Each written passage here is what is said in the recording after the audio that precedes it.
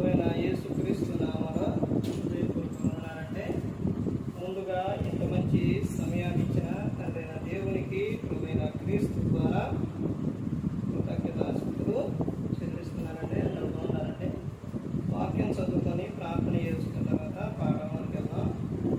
లూకా గారు రాసిన సువార్త 16వ అధ్యాయం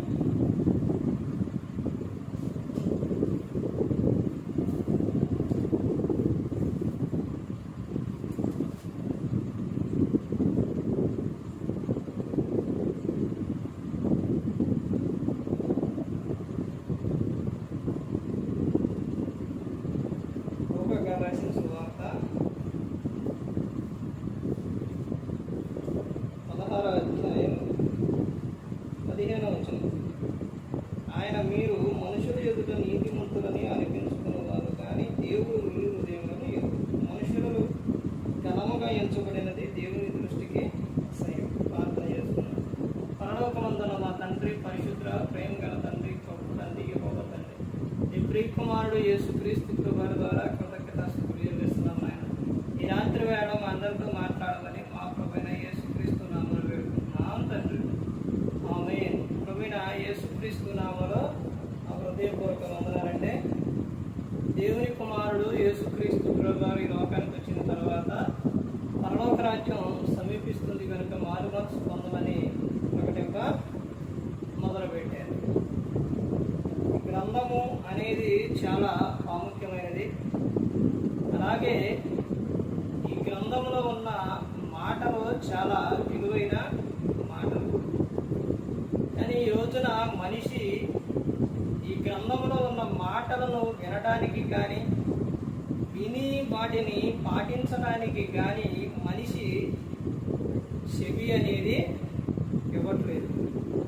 అలా ఇవ్వకపోయినప్పుడు ప్రమాదం అనేది పొంచి ఉంది.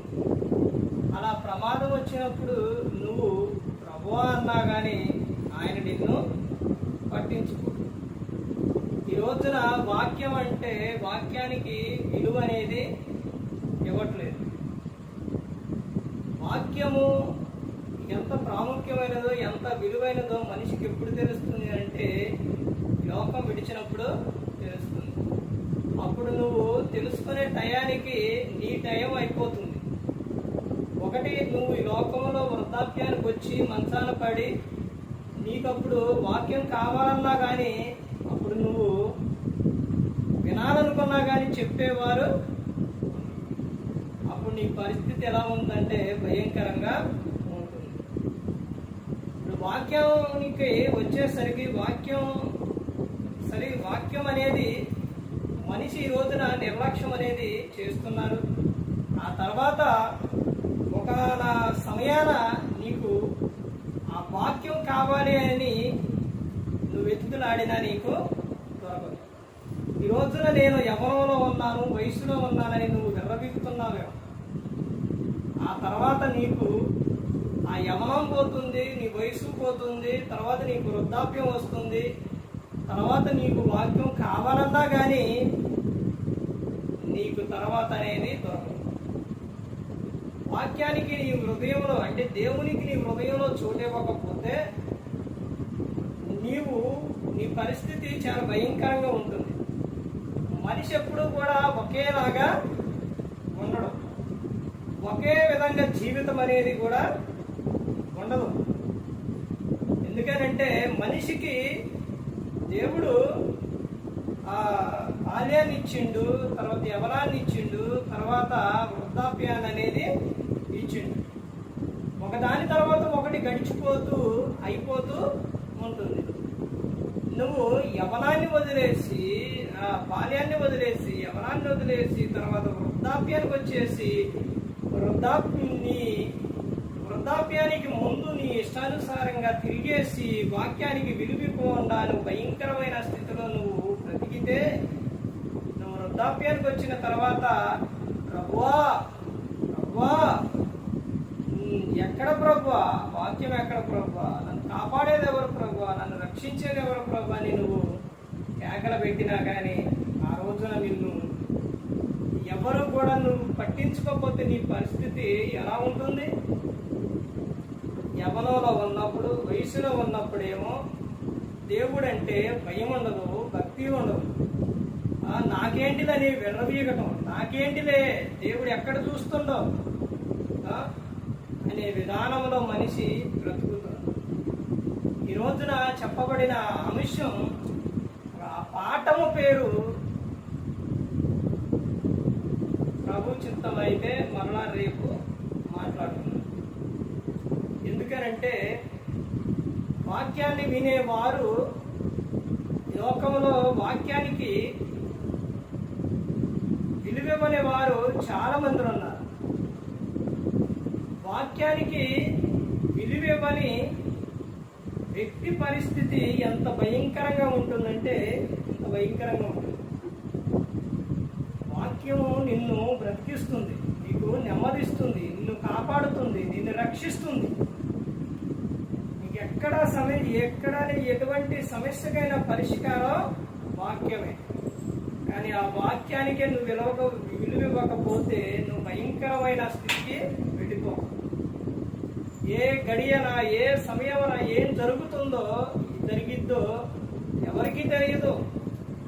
నీకు తెలియదు, నాకు తెలియదు, ఎవరికీ తెలియదు, దేవునికి మాత్రమే తెలుసు. కానీ నువ్వు వాక్యానికి విలువ అనేది ఇవ్వట్లేదు. మనిషి అన్నిటికీ సమయం ఇస్తారు కానీ వాక్యానికి మాత్రం సమయం ఇవ్వరు. ముసలమ్మ ముచ్చట్లకే, పనికి మాలిన మాటలకే, పోకిరి మాటలకే, తిరగటానికి, తినడానికి, పండుకోవడానికి, లేవడానికి అన్నిటికీ సమయం ఉంటుంది. కానీ దేవుని దగ్గరకు రావడానికి, దేవుని వాక్యాన్ని మందిరానికి వెళ్ళడానికి మాత్రం సమయం అనేది నాకేంటిలే అనుకుంటున్నావేమో. ధనవంతుడు కూడా అలాగే అనుకున్నాడు, నాకేంటిలే అనుకున్నాడు. లోకం విడిచిన తర్వాత భయంకరమైన స్థితికి వెళ్ళిపోయాడు. నువ్వు ఎక్కడి నుంచి వచ్చినావు? పరలోకం నుంచి. మరి నువ్వు ఎక్కడికి వెళ్ళాలి? కానీ నువ్వు ఎక్కడికి వెళ్ళిపోతున్నావు? నరకానికి. జగత్పునాది వేయబడక మునిపే క్రీస్తులో నిన్ను ఏర్పరచుకున్నారు. అంటే యేసుక్రీస్తు ప్రభు ఏర్పరచుకున్నారంటే యేసుక్రీస్తు ప్రభు ఉండేది ఎక్కడ? పరలోకం. ఆయనలో ఏర్పరచుకుంది, ఆయనతో పాటు ఉండడానికి. కానీ నువ్వు క్రీస్తును వదిలిపెట్టేసి నువ్వు ఎక్కడికి వెళ్ళిపోతున్నావు? నరకానికి వెళ్ళిపోతావు. ఈ రోజున దేవుడు అంటే భయం లేకుండా, భక్తి లేకుండా తిరిగే వాళ్ళకి లోకం విడిచే ముందు కన్నా ఇప్పుడే బాధలు పడుతున్నారు. ఎన్నో బాధలు, వాళ్ళ దేహంలో బాధలు, వాళ్ళ కుటుంబంలో సమస్యలు, ఎన్నెన్నో బాధలు పడుతున్నారు. అయినా కానీ మనిషి తెలుసుకోవట్లేదు. అసలు అంశం ఈ రోజున అద్భుతమైన విషయం చెప్పాలనుకున్నాను, కానీ మీ విధానం చూస్తే అలాంటి అంశం చెప్పడానికి కూడా ఇది లేదు. ఎందుకనంటే మనిషి వాక్యానికి విలువ ఇవ్వటం లేదు. అంశం ఎంత అద్భుతమైన పాఠం అంటే మరణాన్ని గెలిచిన వీరుడు క్రీస్తే. మరణాన్ని గెలిచిన వీరుడు క్రీస్తే. అంశం దాని గురించి. కానీ ఈ రోజున మనిషి వాక్యానికి విలువివ్వట్లేదు. దేవుడు ఒక్కొక్క వ్యక్తి ద్వారా కొన్ని విషయాలు మాట్లాడుతారు. కొంతమంది సేవకులు చూడండి, కుటుంబం గురించి చెబుతారు. వాడి కుటుంబం గురించి ఎక్కువగా వాళ్ళు కుటుంబం జీవితం గురించి చెప్పేస్తారు. బైబిల్ గ్రంథంలోనే వాళ్ళదే చెబుతారు. కొంతమంది సృష్టిని గురించి చెబుతారు. సృష్టిలో తండ్రైన దేవుడు చేసిన విధానాల గురించి చెబుతారు. కొంతమంది క్రీస్తుని గురించి చెబుతారు, పరిశుద్ధాత్మల గురించి చెబుతారు. ఇవన్నీ కూడా దేవుడు ఒక్కొక్క సేవకుడి ద్వారా ప్రతి ఒక్కటి కూడా మాట్లాడుతూ ఉన్నాడు. దేవుడు నీ లోకంలో పంపించింది నువ్వు తినేసి తిరిగేసి నీ ఇష్టానుసారంగా ఉండడానికి కాదు. ప్రతి ఒక్క మనిషికి కూడా ఒక పని అనేది ఉంది. ఉదయం లేచిన కాడించి సాయంత్రం వరకు జీవనోపాధి కోసం ఏదో ఒక పని చేస్తూ ఉన్నారు. మరి నువ్వు దేవుని పని ఎంత చేస్తున్నావు? దేవునికి నువ్వు ఎంత సమయం ఇస్తున్నావు? నువ్వు శాశ్వతంగా ఉండేది ఈ లోకంలో కాదు, పరలోకంలో నువ్వు ఉండాలి. అది శాశ్వతమైనది. కానీ నువ్వు ఈ లోకంలో అసలు దేవుని గురించి చెప్పకుండా, దేవుని గురించి మాట్లాడకుండా, దేవుని గురించి అసలు నీ ఆలోచనలోనే ఆయన లేకుండా నువ్వు ఎక్కడికి వెళ్తావు? ఎక్కడికి వెళ్తావు?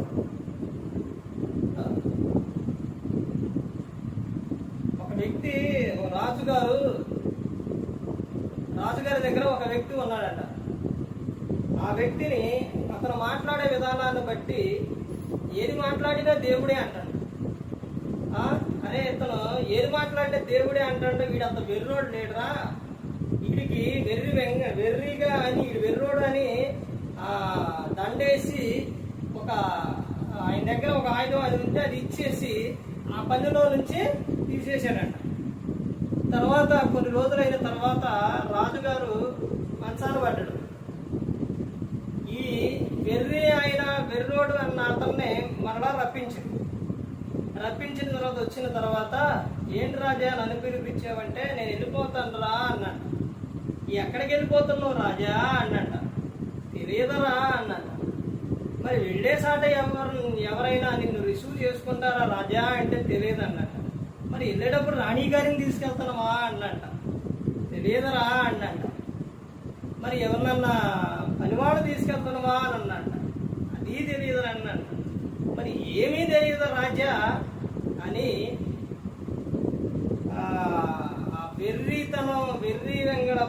వెర్రితనం అని వెర్రోడు అని, నీకన్నా వెర్రోడు ఎవరైనా కనపడితే వాడికి ఎవరాని ఇచ్చిన ఆ దండ, ఆ కర్ర, అది చేతి కర్ర మరలా అతని చేతిలో, రాజుగారి చేతిలో పెట్టిండాడు. ఏంట్రా మళ్ళీ ఇదేంట్రా నా చేతిలో పెట్టావంటే, మరలా వెర్రివాడు ఎవరైనా కనపడితే పెట్టవన్నావుగా రాజా అంటే, నువ్వే ఆ వెర్రోడివి రాజా అని చెప్పిండాడు. అదేంట్రా అంటే, నేను మరణిస్తే నేను ఎక్కడికి వెళతానా, దేవుడు క్రీస్తుతో దగ్గర అక్కడికి వెళతా, నన్ను అక్కడ రిసీవ్ చేసుకోవడానికి అక్కడ దేవుడు ఉండవు, యేసుక్రీస్తు ప్రభువారు. నువ్వు మరణిస్తే ఎక్కడికి వెళ్తావు రాజా? ఎక్కడికి వెళతావు? దేవుడు తెలియదు, క్రీస్తుని నమ్ముకోవాలా, చెబుతుంటే వినలా, నువ్వు ఎక్కడికి వెళతావు? ప్రతి ఒక్కరూ కూడా గమనించుకోవాలి. ఇదిగో మనం ఒక ప్రాంతం నుంచి ఇంకో ప్రాంతానికి వెళుతున్నామనంటే, ఒక హైదరాబాద్ కానీ విజయవాడ కానీ వెళుతున్నామంటే, అక్కడ ఎవరైనా ఒక వ్యక్తి మనకు తెలుసు అని తెలిసి ఉంటే అక్కడికి వెళితే మనం రిసీవ్ చేసుకుంటారు. అదే అక్కడ ఎవరో తెలియకపోతే అక్కడ దిగి ఏం చేయాలి? అటు ఇటు దిక్కులు చూడాలి, ఇటు పోవాలా అని. అలాగే నువ్వు క్రీస్తుని ఎరిగి ఉంటే, క్రీస్తుని నువ్వు సొంత రక్షకునికి అంగీకరించి ఉంటే, క్రీస్తుకు నువ్వు చోటు ఇస్తే, క్రీస్తు గురించి నువ్వు ప్రకటిస్తే, క్రీస్తు గురించి నువ్వు చెబితే, నువ్వు ఈ లోకం విడిచినప్పుడు ఎక్కడికి వెళ్తావు? పరలోకానికి వెళ్తావు. అక్కడ యేసు క్రీస్తు ప్రభువారు ఉన్నారు, ఆయన పక్కన నువ్వు ఉంటావు.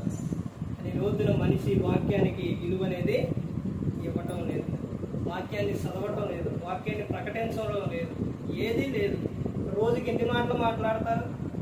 ఎన్నో వేల మాటలు మాట్లాడతారు. అందులో దేవుని గురించి ఎన్ని చెప్పారు? ఇదిగో నా జీవితంలో ఈయన మేలు చేసిండు, నా కోసం యేసుక్రీస్తు ప్రభువారు మరణించారు అని దాన్ని చెప్పావా? ఎవరికైనా చెప్పావా? కొన్ని ఫోన్ ఉంది, ఆ ఫోన్లో నీ యూట్యూబ్లో కానీ, ఫేస్బుక్లో కానీ, స్టేటస్లో కానీ, ట్విట్టర్లో కానీ, అది ఇంకా రకరకాల అనేది ఇన్స్టాగ్రామ్లో కానీ, ఎందులోనైనా కానీ ఒక వాక్యాన్నైనా పెట్టావా? యేసుక్రీస్తు ప్రభువారి గురించి ఎవరికైనా ఒక రోజైనా చెప్పావా? లేదా ఒక వాక్యం పెట్టడం వలన ఒక వ్యక్తి చదువుతాడు, లేదా ఒక వ్యక్తి మారతారో అని ఎప్పుడైనా ఒక వాక్యమైనా పెట్టావా? ఏం పెట్టమ్మా, ఏం పెట్టం. నీ ఆలోచన ఏదైతే కలిగి ఉందో, నీ తలంపులు ఏదైతే కలిగి ఉన్నావో, నీ స్టేటస్లో అవే నువ్వు పెడతావు. నీ స్టేటస్సే నీ ఆలోచనలే చెబుతుంది. అది ప్రతి ఒక్కరూ కూడా గమనించుకోవాలి. వాక్యానికి విలువ ఇవ్వని వ్యక్తి పరిస్థితి ఎలా ఉంటుంది అని అంటే భయంకరంగా ఉంటుంది. ఒకరోజు ఒక సమయాన్ని నీకు వాక్యం అనేది దొరకదు, ఆ రోజున నువ్వు వెతుకులాడినా నీకు అనేది దొరకదు. కేకలు పెడతారు, రవ్వ రవ్వ, వాక్యం ఎక్కడ, చెప్పిన సేవకుడు ఎక్కడ, సేవకుడా సేవకుడా అని నువ్వు ఎంత అరిచినా కానీ ఆ సమయంలో ఎవరు రారు. నీకు బలం ఉన్నప్పుడు, అవకాశం ఉన్నప్పుడు నువ్వు క్రీస్తుని అంగీకరించి, నువ్వు క్రీస్తుని గురించి తెలుసుకొని, నువ్వు ఆయన యందు భయభక్తులు కలిగి ఉన్నప్పుడు, వృద్ధాప్యం వచ్చినప్పుడు దేవుడు నిన్ను కాపాడు. పేతురు గారికి అదే చెప్తారు. పేతురు, యవ్వనంలో ఉన్నప్పుడే నువ్వు ఆ కాడి కట్టి, నా కాడిని గొర్రెల మేపు, యవ్వనంలో నువ్వు ఎక్కడికి వెళ్ళాలన్నా వెళ్ళగలుగుతావు. అదే వృద్ధాప్యం వచ్చిన తర్వాత నువ్వు ఎక్కడికైనా వెళ్ళాలి అన్నా కానీ మరొకరి సహాయం నువ్వు తీసుకోవాలి. వాళ్ళు నువ్వు వెళ్ళాలి అనుకున్న చోటికి నిన్ను తీసుకెళ్ళరు. నువ్వు ఎక్కడికైతే వెళ్ళాలనుకున్నావో అక్కడికి నిన్ను తీసుకెళ్ళరు. వాళ్ళు ఎక్కడైతే ఉంచాలనుకున్నారో నిన్ను అక్కడ ఉంచుతారు, అక్కడికి తీసుకెళ్తారు. నువ్వు వెళ్ళాలనుకున్న చోటికి తీసుకెళ్తారా? తీసుకెళ్ళరు పేతురు అని యేసుక్రీస్తు ప్రభువు పేతురు గారితో చెప్పారు. అందుకని నీ బలము యవ్వనం ఉన్నప్పుడే క్రీస్తు కొరకు పరిగెత్తు, క్రీస్తు పనిలో ఉండు. అంతేగాని యవ్వనం మొత్తం అన్నీ అయిపోయిన తర్వాత ప్రభువా అంటే ఏం చేస్తావు?